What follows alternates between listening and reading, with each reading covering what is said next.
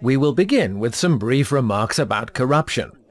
The essential idea is that corruption always accompanies interventionism.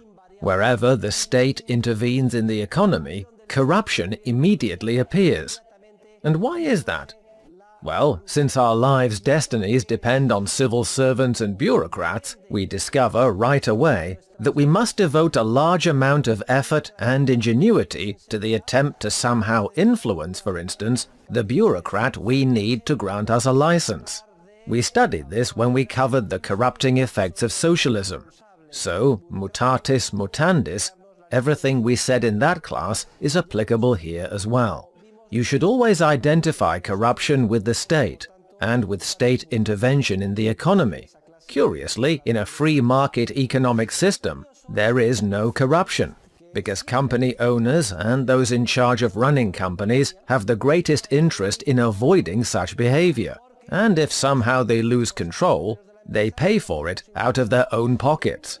That is, it is reflected in their profit and loss accounts. Therefore, all incentives point to transparency in human relationships and to the absence of corruption processes. When the state intervenes in the economy, all of this disappears. Intervention attracts corruption like a magnet.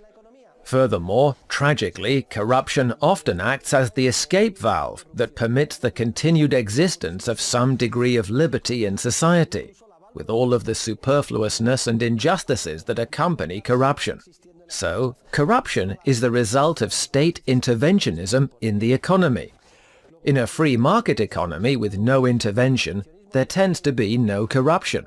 I repeat, this is because the entrepreneurs themselves, the economic agents themselves, have the greatest interest in there being none.